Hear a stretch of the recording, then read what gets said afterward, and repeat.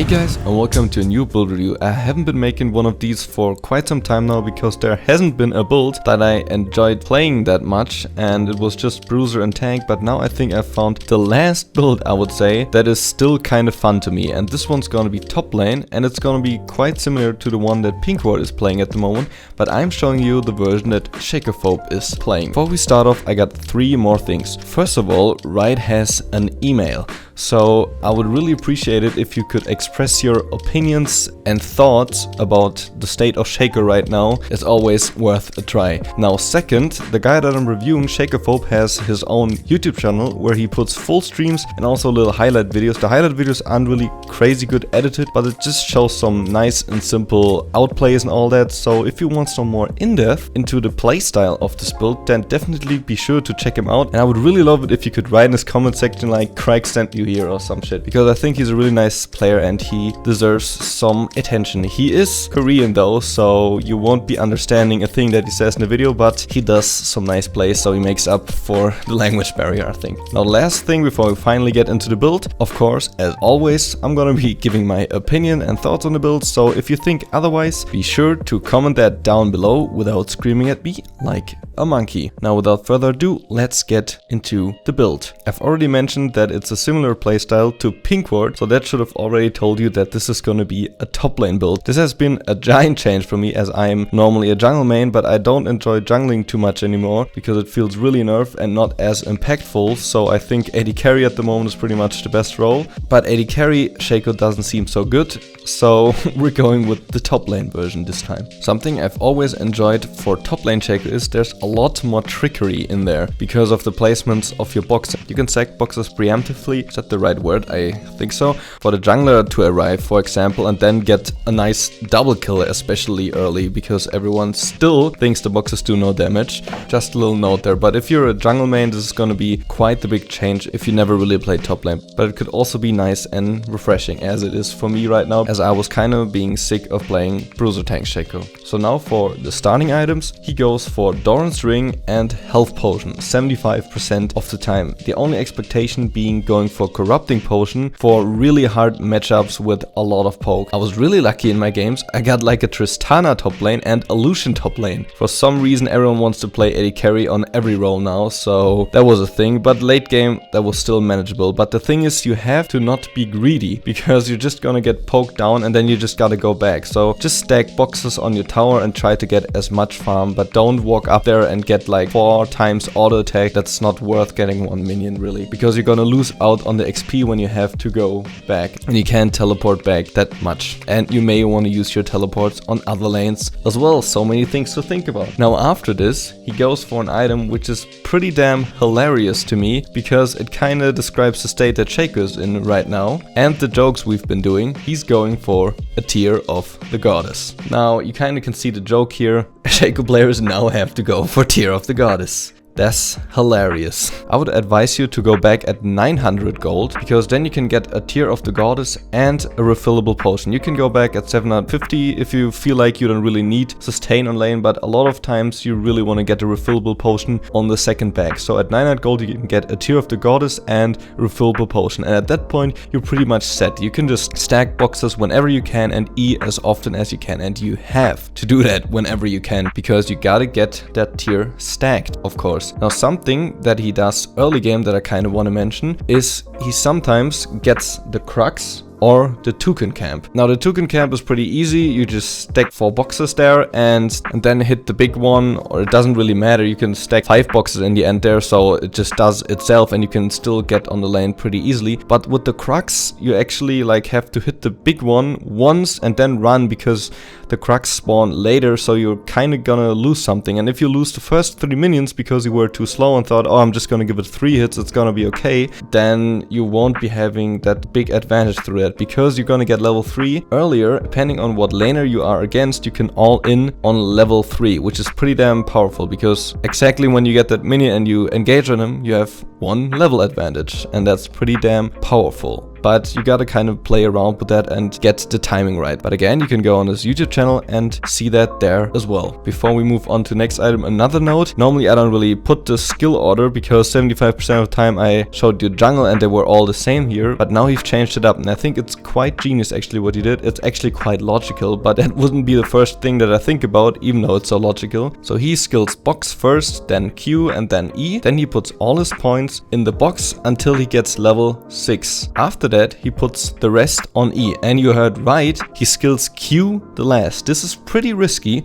but now that the damage from the Q got transferred to your backstab, this is actually quite logical, because now if you skill E instead of Q, you're sacrificing your longer Q, but you're getting some more damage because of it. This makes his playstyle a little more risky, but of course you get some more damage, and I really like the thought he had there when doing that. Not sure if Pinkward does that as well. I haven't been following him too much recently. And also with this build, the E actually does damage, which is quite nice for a change as well, because we got so much mixed damage. Now that we got the skilling order out of the way, let's move over to the next item. He goes directly for a mana immune. Now I always thought by tier, by some other items, and then by the mana immune. Going for that instantly feels really good. Farming is easier, your E does nice damage to execute and just poke the enemy over and over. You pretty much have infinite sustain if you're not stupid to just all in summon. You can't all in all the time, of course, and you can't really die all the time because you have to get your tier stacked. So just put down boxes everywhere and be smart. The funny thing about the boxes is if you're skilling them that much and have some AP in the runes as well, if you trick someone right, you don't really need that much AP. You're still gonna get nice kills, especially early top lane. Moving over to the next item, which is a pretty big favorite of mine, the Hextech Gunblade. Now we've tried this on Bruiser and it wasn't quite that overwhelming, but now we're getting even more sustain. You can see the type of this build is kind of a hit and run build,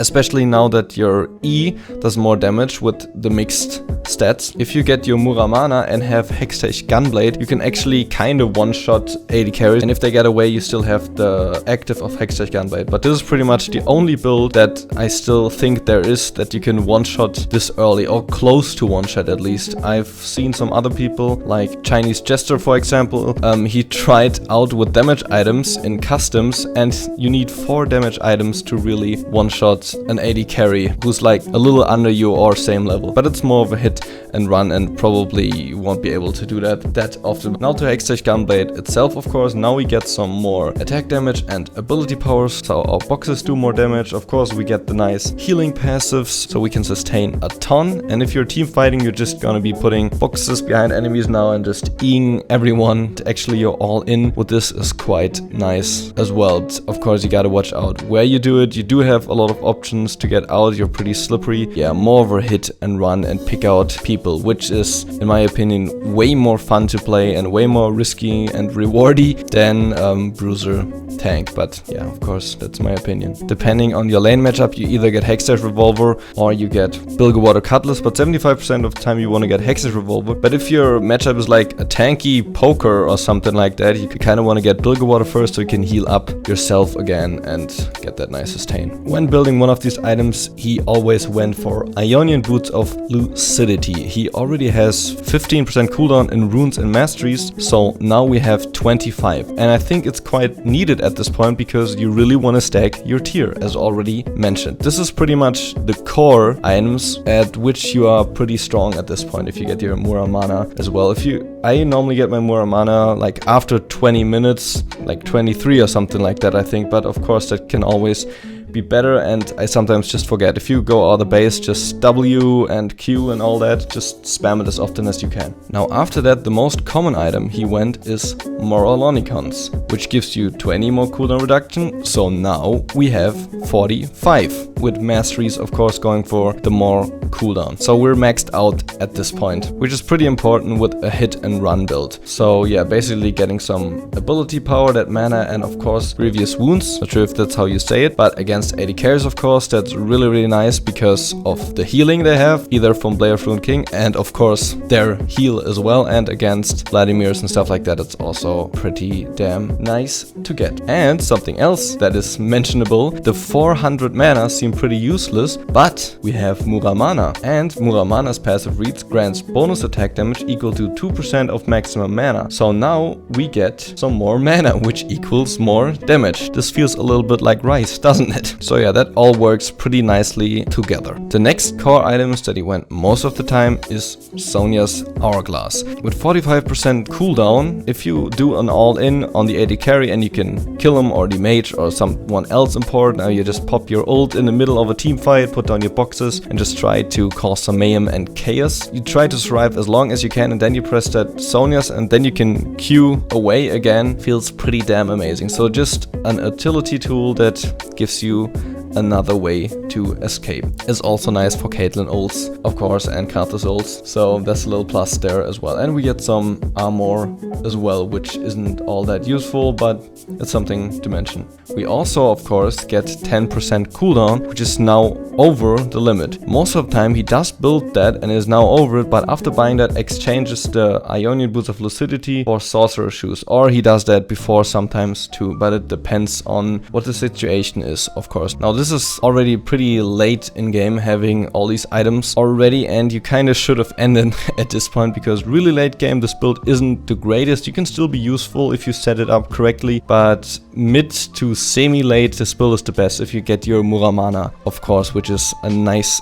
power spike you get from that. It's so strange to talk about Muramana on the Shaco build, but it actually feels really nice. Let's talk about some other possible items now that I've seen him build and try in some of his videos. Now first, Luden's Echo gives you some movement speed, ability power, and of course the passive gives you that little echo charge thingy, the little proc. So for a hit and run build, if you just throw your E a ton and run around the enemies, this can be quite fun. Now next we got Rabadons, which just gives a lot of damage, of course.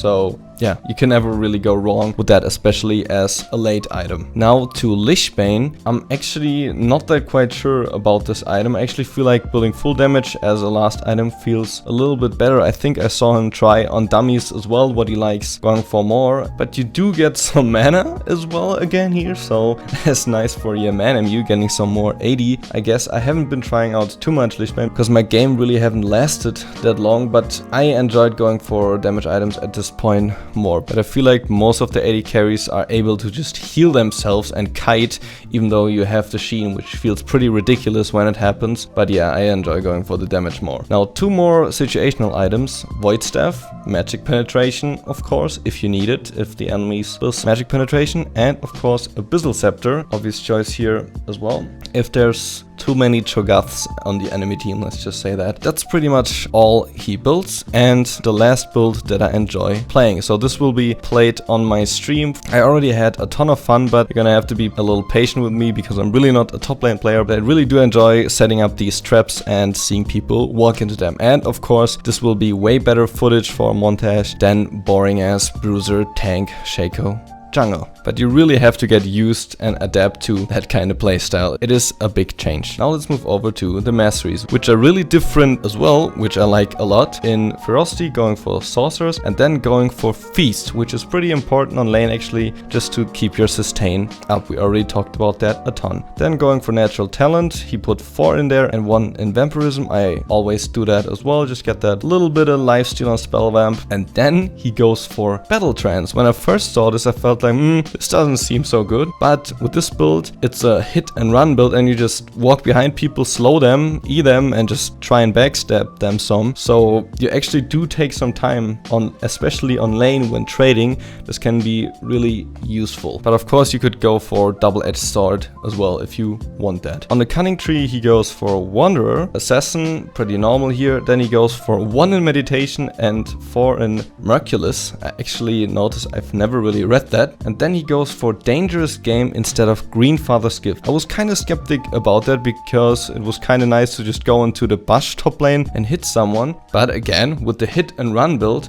jamming kills and assist restore, that kind, if you just walk around. This felt pretty damn neat, but I feel like this is really his preference and you could go for Greenfather's gift as well. But for the sake of the video, of course, I tried doing that and it felt nicely. Now for the next one, he doesn't go for precision, he goes for intelligence. As we already talked about, he wants to cap that cooldown out. And of course, going for Thunderlords here. If you want to be more sticky with this build, you could try Storm Raiders as well, but I think the better thing to do is Thunderlords. But I'm definitely gonna try Storm Raiders as well, just for fun. Now for the runes, these are really wacky as well. Going for 9 cooldown glyphs and 1 cooldown quint to get that 10 that we need. Then he goes for 2 health per level seals and 7 armor. I feel like that's kind of a little small number. If you go half or something, then it actually like matters or something. But yeah, it's it's something else. It's something neat. Of course, you could, depending on your lane matchup, change that up. But I just went with this and yeah, it just feels normal. Of course, you don't really see a change with the 2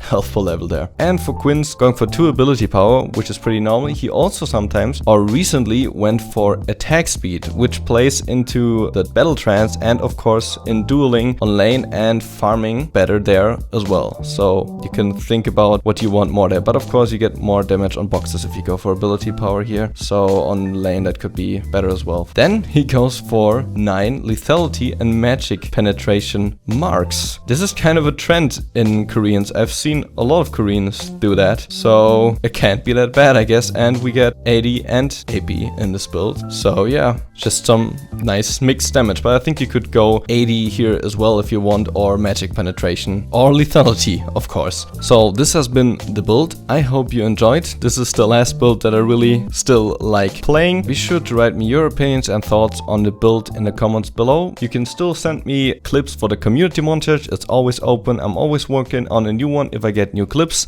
that means it's gonna be a new montage. Other than that, I hope you're having an amazing day. See ya.